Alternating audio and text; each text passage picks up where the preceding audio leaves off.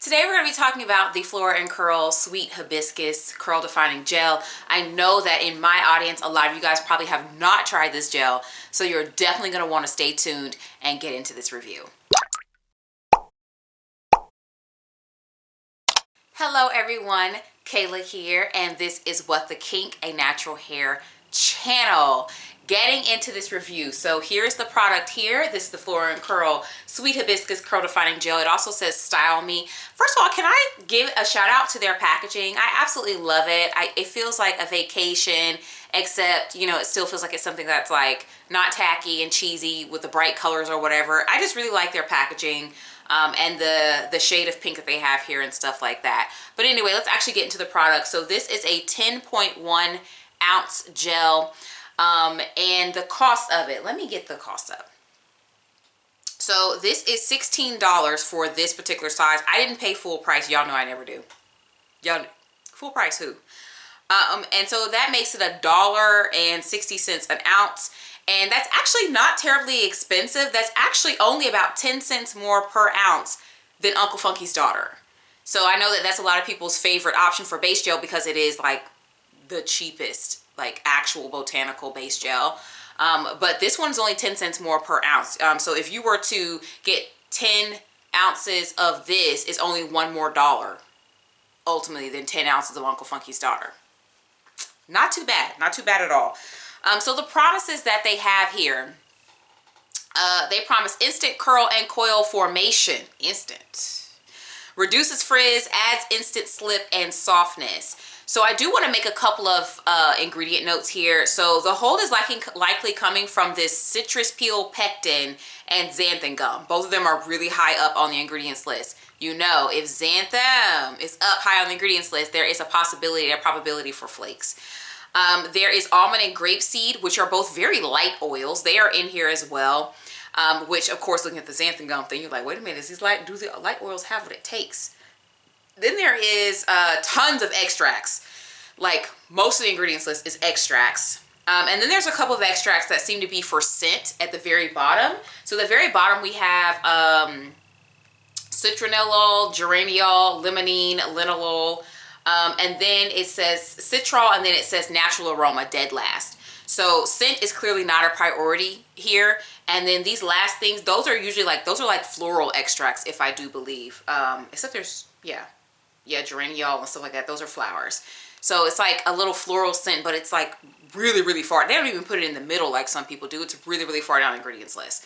So, yeah, I think that's what those other ones are there for. So let's get into the texture, okay? So the texture of this, it's not really sticky. It's not tacky. It's more watery of a feel, but not watery in a way that it's just water in your hand. It just is a looser gel, okay? And the gel's not super viscous. It's not like thick. Viscosity refers to like, for instance, peanut butter is very viscous, or syrup is very viscous, whereas water is not. Child, you know what I mean. But, yeah, it's not super viscous of a gel, but at the same time, like, it's not going to run around if I do this. It's not like, you know, super, super liquidy, but, and then the scent. Okay, let me tell you what this smells like. This smells like a downtown Southern boutique, probably a antiques or thrift boutique with carpeted floors, and it's in a city that has a lot of humidity. That's what this smells like to me. I immediately smelled it and I said, oh, boutique, like with carpeted floors that sells, like, you know, antiques or you know, recycling clothes. Like, that's literally what it smells like to me. I put it to my husband and I said, what does it smell like to you? And he was like, oh, some like weak floral perfume or whatever. I'm like, floral where? Where are you getting the floral from in this? Because I certainly do not smell that at all in this product. So due to the type of gel that this is, I knew that this was not going to be the kind that I could just put on my hair as a one and done styler. So what I did was I decided to use it as a base gel, and I used it two different ways. So just as a base gel where it was like the base and the only styler, and then I use it as a base gel underneath another gel. Okay, so first of all, the way that it applies by itself, it applies very nicely to the hair. It almost has like a foam-like texture, especially after you add a little bit of water to it on the application.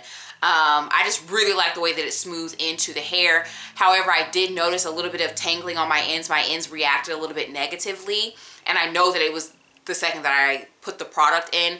And then when I was going in and raking in smaller sections, because I apply product in larger sections, or at least enough to get the product smooth through effectively, and then I go into even smaller sections and I do rake just to ensure the separation of my hair.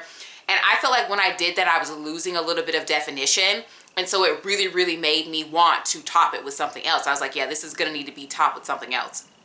And so because of that, especially in the front section of my hair, I did, after styling and all that, go back over with a little smoothing of a little bit more of the gel, just to like ensure that I wasn't gonna get like too much frizz and puffing caused from me actually doing the styling. Okay, the results, but let me tell you, it started raining, and I know the camera's probably gonna pick up just a little bit of that. So if you do hear it, especially my headphones wearers, that's what it is. It's raining. It's Florida. It rains every day. Anyway, so the results. I felt like my hair was very soft. I liked the feel of my hair. I just, like again, like with UFD, how it feels like you use a nice leave-in conditioner. That's how my hair felt. Now, I will say that the clumps were very, very, very small. So small individual curl definition on me does sometimes tend to read visually as the hair is undefined, you know, because it's hard to pick up on that. Y'all know the struggle of trying to video and photograph hair like this. So I could see that it was defined all the way throughout, but it was a little bit like very, very, very small curls. There was a little bit of flaking, and it may be that I just applied too much product in my, like, trying to prevent this, the puffing up of my hair after I styled it. That may have caused there to be too much product. So it did flake, and again, there is xanthan gum. And there was, like, every time I manipulated my hair, there was a little bit of snow. And how I got rid of all the flaking, at least on the top and the very front, so that I could continue to wear my hair for the next couple of days, is I took some of that Adwoa Beauty Melonberry leave-in spray, sprayed that over the top of my head, spray it in the front, and then smooth it over with my hands. It dried, and boom, problem solved. So definitely, I think if I had styled with something like that underneath it, it would have mitigated the flakes, especially if any of you guys are going to attempt to use this gel as a sole styler. Might be something worth considering. So day 4 was when I went to go wash my hair to start over again. And I will be honest, I didn't like the way my hair felt on day 4. I felt like the Soul Styler use was like too light to fully like trap moisture in my hair for a long period of time. And I think that may have been what caused it to feel kind of like, hey, I need to be washed. Hey, I'm dry. And so I was more than happy to wash my hair. And like after a couple of lathers of the shampoo, I definitely felt like the moisture returning to my hair, and my hair starting to act like how I wanted to be acting. Okay, for the second wash and go that I did, this one did have a topper gel. I chose to use EcoSlay's Jello Shot because that is what is open. Also in the very back, I'll be real, it's not filmed, but in the very, very back of my hair, I did use the very last of a container of the Mane Crush Curltini as well. So I do have Mane Crush Curltini, and I have EcoSlay Jello Shot, both on my head in this particular wash and go. So, and also for some reason I chose not to rake my hair in smaller sections like I normally would do. I literally just left it at applying the product and smoothing with my thumb and just making sure to separate the hair out as much as I saw the sections were wanting to smooth into. That's a technique thing. Yes, I know. Bad science. You should do everything the same if you're trying to test something. I'm so sorry, but really not sorry because it's my channel and I'll do what I want to. So anyways, that being said, I found that the results, my hair was much more elongated. There are some spots that are super crazy shiny. They are visually reading as shiny. Maybe not on the camera, but visually with my eyes, they're reading as shiny. I do think, and today, my hair is like on day 3 or something like that. Day 3. Right now, it still seems like it's going to be fine, but I'm sure by the time I wash my hair, some of these shiny spots will probably have converted over into the flake world. But I feel like for most people, flaking was not going to be a problem with this combo, especially if, like I said earlier, if you include the Adwoa Beauty leave-in or something similar to it. Just a light spray leave-in. I did reap what I was sowing as far as not separating my hair, because I do feel like my ends are a little stuck together and my hair is in these really big clumps. And like I wanted bigger clumps, but like, this is too much. So that solidified for me that the way that I normally do my wash and go, the technique I normally use, is probably ideal and optimal for my hair. And then also I will say that this combo is very, very casty. And I may have just used too much of the Jello shot, but I do feel like the two of them got together while I was styling my hair, and I do feel like it was a little bit of a cast forming situation. The day of hair that I have here, as I said earlier, is day 3 hair. I probably will wash my hair on day 5 because I am going out of town for work, and I have the desire to wear like chunky braids and so, or something of that nature. I think that this product is probably best for people who maybe could get away with a lighter styler. This isn't super light. I think, you know, it's a significantly, it was on the hair, but if you like a lighter styler, but I definitely would recommend, as I've said time and time again, that you definitely style with the possibility for flaking in mind, since xanthan gum is so high up on this thing and the oils are beneath it and they are lighter oils. So definitely style with consideration to the flaking, though I think that the flaking is totally preventable. I think you could absolutely prevent flakes with this product.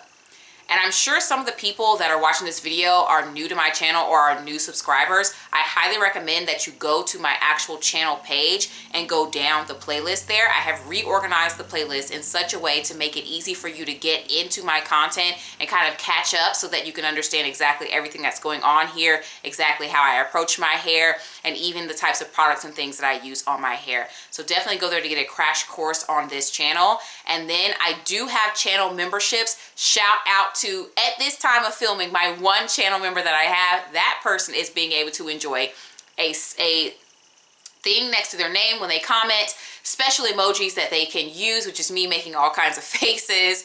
They can also access exclusive community only posts and videos. So if you would like to be a part of that, go ahead and join.